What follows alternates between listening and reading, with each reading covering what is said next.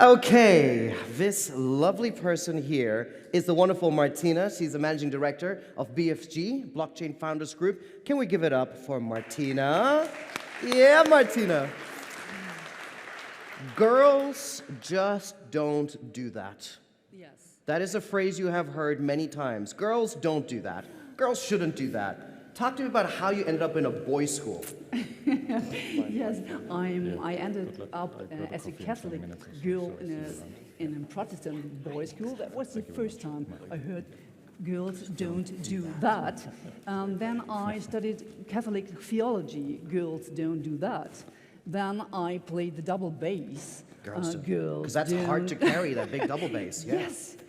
In fact, I had to carry it like this, with high heels, and in the Toscana, and on a very nice concert. But I had to carry my bass like that. Okay. And then I went into blockchain, and that's amazing. Nobody told me girls don't do that.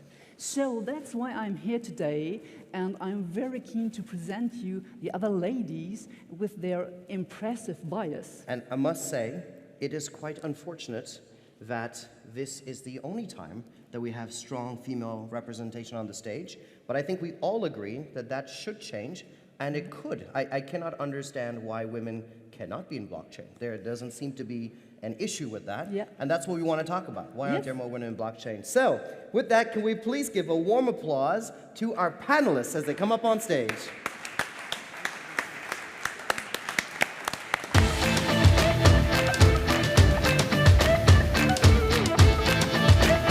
It's a small room.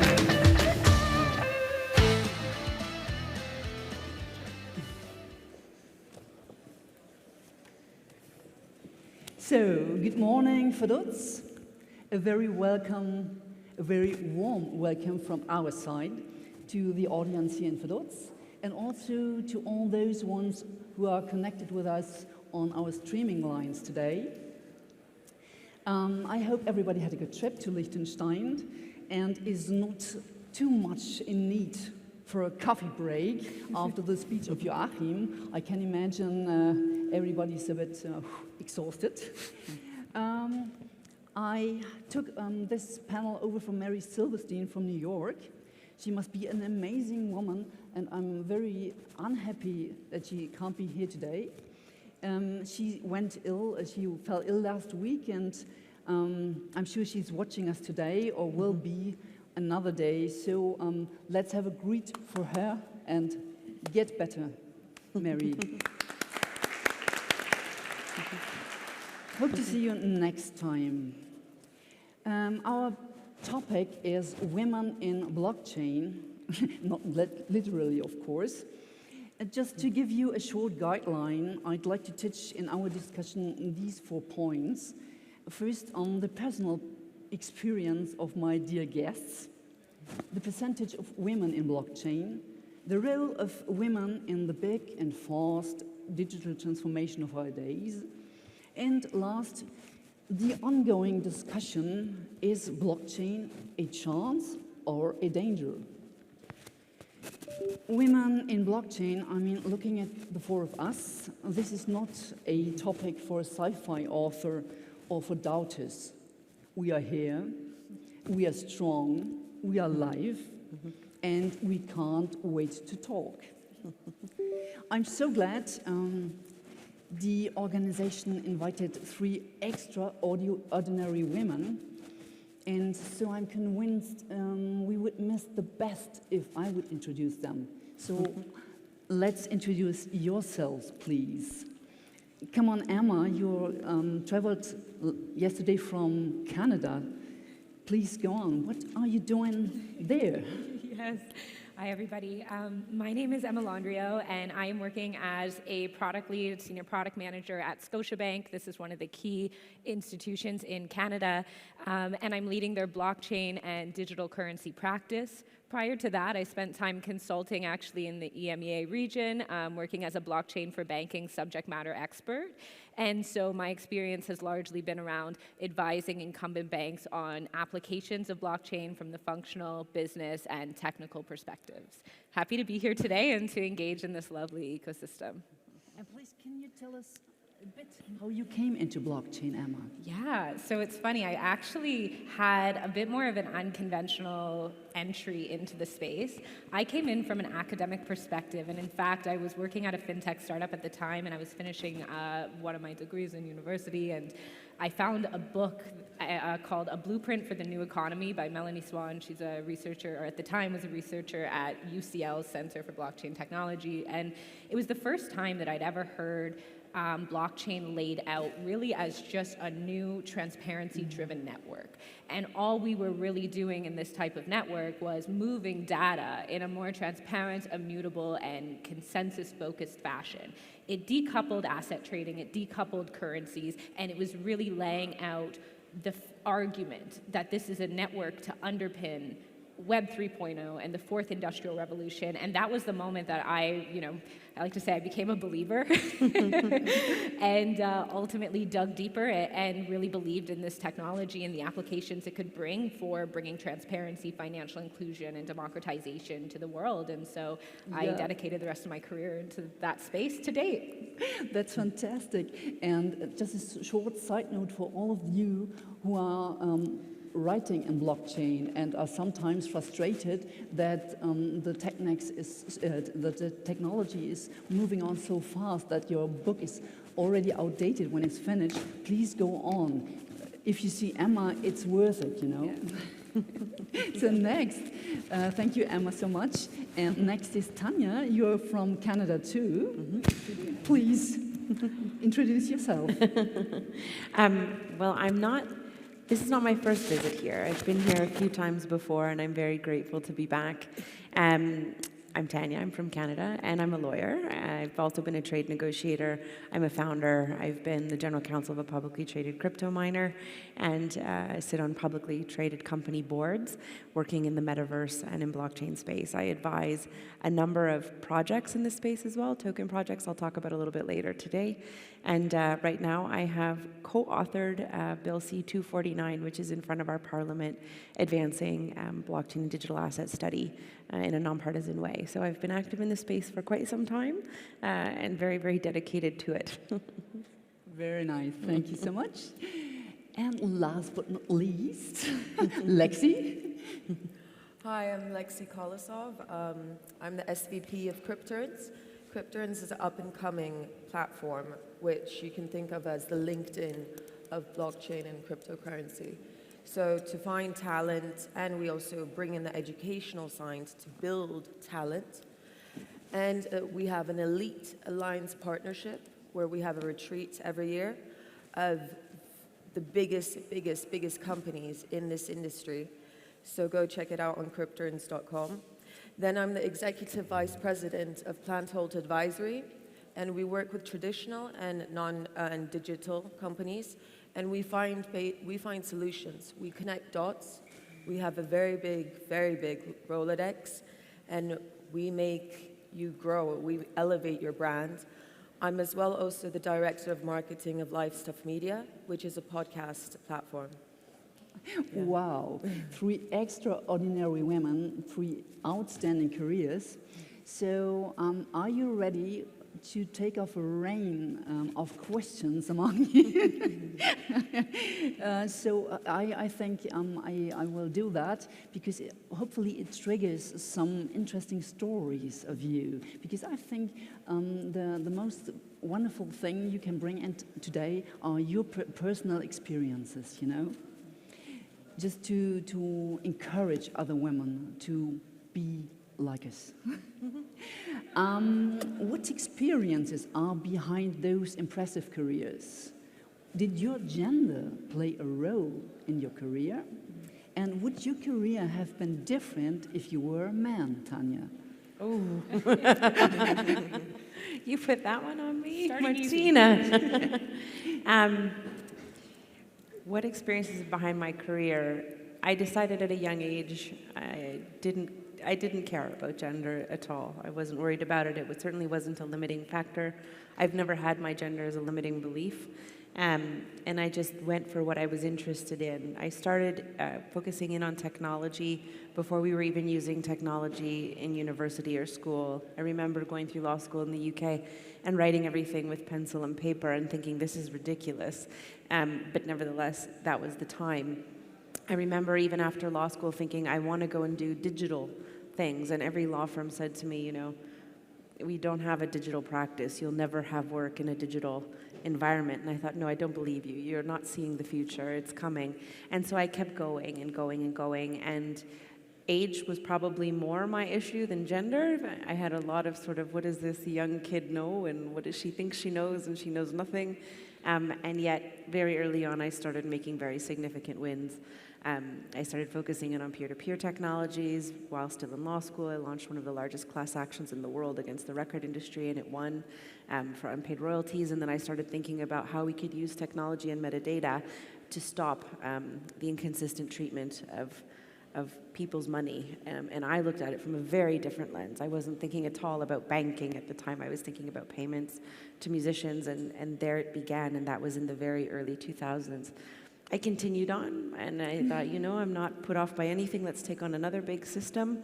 And I started working in philanthropy and crypto almost 10 years ago now, and nobody understood it then. We didn't have the SDGs at the time. We had the Millennium Development Goals. And again, people said, well, what do you know? What do you know? And it didn't matter. I just ignored them and kept going. And so, you know, I wouldn't say that I had any kind of run-ins with glass ceilings that weren't already there. I did. I worked in traditional industries, and it wasn't just a glass ceiling to gender. It was equally just an age glass ceiling, and it was an everything else glass ceiling. And when I hit them, I thought, fine, I'll move over here. I'll go in another door or another direction, and that's what I did. I had incredible, and I still have incredible male colleagues and champions. Certainly, you know, I found I've learned the most often from my male counterparts, shockingly. Women are great, but it's the men that have actually kind of pushed me into wherever I've wanted to go and opened the door. Some women sometimes, but Okay, yeah, we can come back to that. Thanks, Tanya. Regarding the time, I think I will question other questions to the other way. Do you think, in terms of career, of business as a whole, the blockchain field is different from others, Lexi? Is it different from others? I mean, in what way would you think it's also different? You know, every industry is different. And I believe that you can excel in any industry if you have the curiosity for it. If you actually have the passion and the drive, and it's interesting for you, then I don't see a difference in it at all. Nevertheless, of course, in the blockchain, I mean, the biggest difference is that it is borderless. It's borderless technology, and communication is created to be borderless in the sense of financial transfers and transparency as well, because a lot of industries nowadays, unfortunately, are not so transparent. Yeah. I also think the difference is that it does actually provide the global population possibilities, more opportunities. And many industries, it really is dependent on if you have a certain degree or your educational background or your financial background. And with blockchain and cryptocurrency, it eliminates that.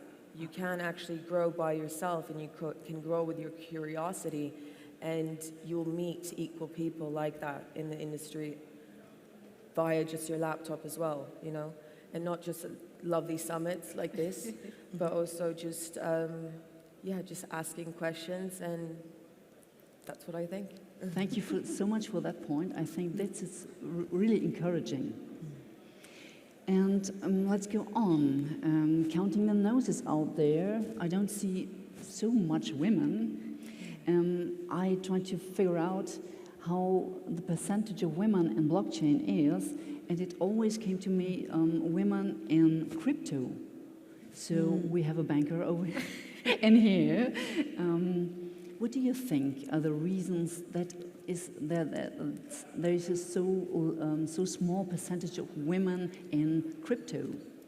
Definitely. Well, I think, in crypto and in blockchain as a whole, to kind of build off what Lexi was saying, there is some differences in the industry that can be intimidating. I think we operate at the intersectionality of technology and finance and also this new world of decentralization and DeFi. And so to be able to bring knowledge and a comfort level to all of these three sections, there's a lot of learning involved and there's a lot of intimidation involved. Right? And I think sometimes as women, we do tend to underestimate ourselves. And so perhaps it's, a traditional boys club industry. Perhaps it's that there is a large learning gap to being comfortable in the industry. But I would say for the women out there who really do want to enter the space, what's really important is to build that knowledge level and to build the learning in environments that facilitate knowledge in all of these different layers of the stack, so that when you do get into a room and have these opportunities, which, to echo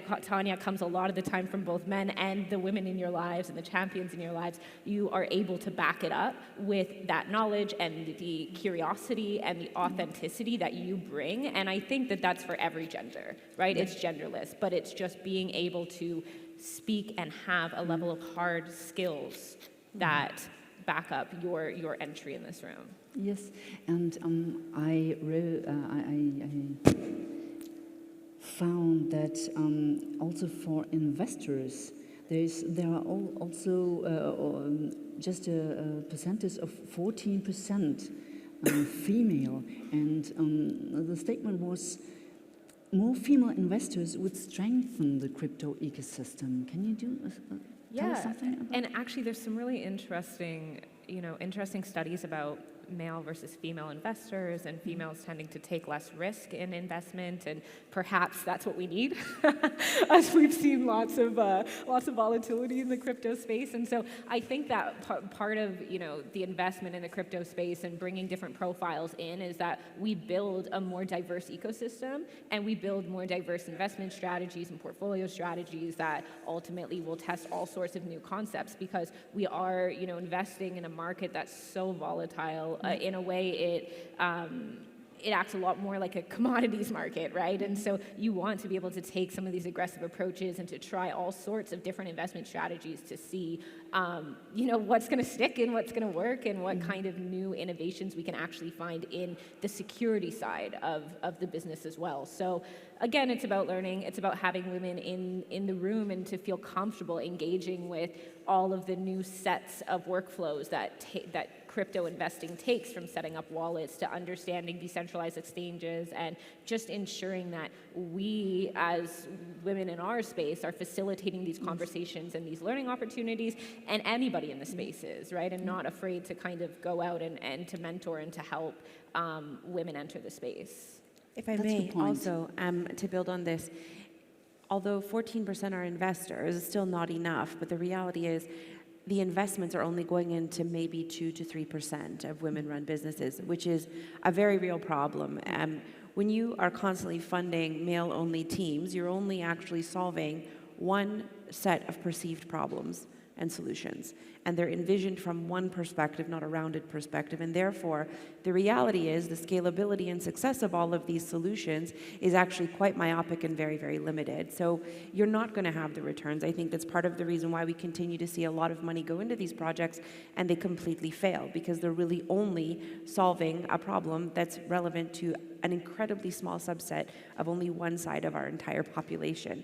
When you add a woman to the team, you add in a different set of perspectives. You may also add in perspectives that articulate the solution and the problem in a much more nuanced, holistic way. That is very, very common.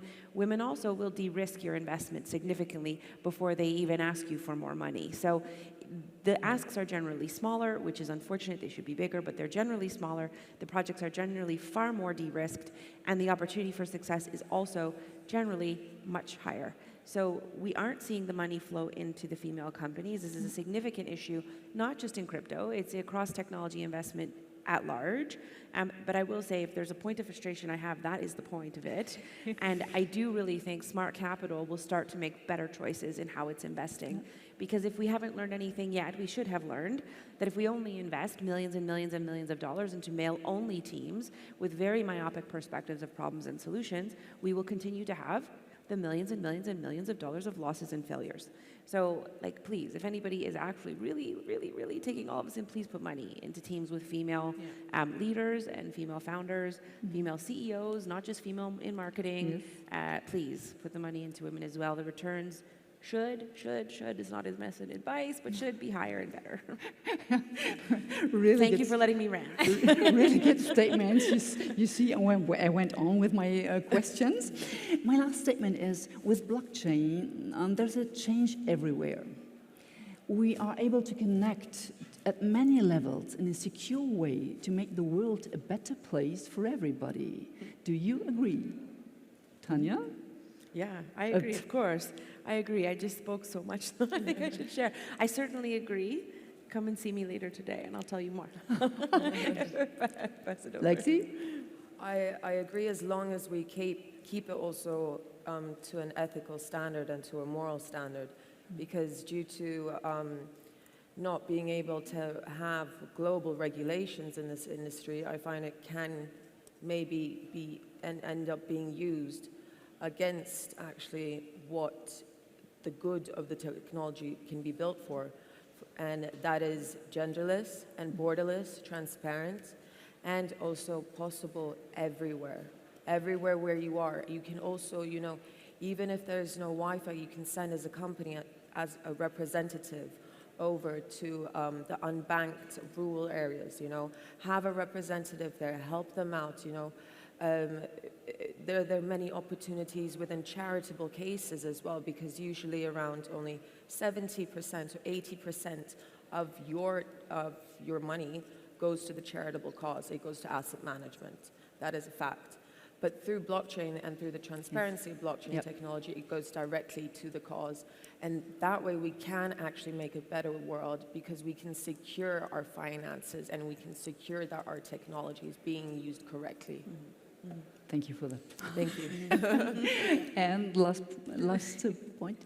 I agree. I think, and I laid it out at the top, that my vision of this technology was always that we're driving transparency. I would say that the key area to focus on certainly is the application of it and the regulation of it, and ensuring that we're programming in a way that's aligned with the world that we want to build. But the other piece of it is interoperability. We need to solve for a layer zero, for a common language and a common tech stack to actually scale this out across borders and across applications, and be able to interact and transact in a transparency-driven way, but in a frictionless way as well. Because the reality of it is, if we don't fix the frictions that we have in Web 2, as we develop out Web 3, we're never going to have adoption. So if we're focusing on the implementation side of it, we need to make interoperability across different blockchains, multi-chain communication, but also interoperability across the many different applications of Web 3,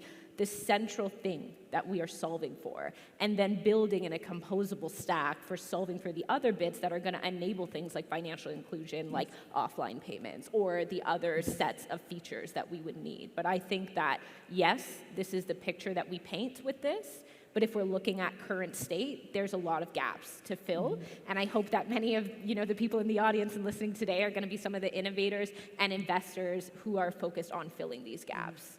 Okay, that's your last statement. As I see the time is over. Thank you so much, Emma. Last statement, Tanya? I concur with Emma completely. I think interoperability is the secret weapon to scaling. But it's interoperability across tech stacks, but definitely equally thinking through AI, thinking through Internet of Things, linking all of the pieces of our digital world together, and being mindful who is actually holding everything. The last fact to think through is Amazon holds 90% of all blockchain applications in the world. Are they really decentralized? So we have some thinking. Thank you, Tanya. Last statement, Lexi? I just want to tell all the women also in the world who are watching or who may be here, don't be scared to ask questions. You know, that's how I got into this industry. Yeah. I just walked in and, you know, everybody is curious in this industry. Everybody wants to learn. Everybody wants to hear from you. So don't be scared, stay curious, keep on educating yourself. You don't be scared about all this new terminology that's coming out. It's basically simply just a new language. And be fearless, you know, and always stay moral and ethical, of course.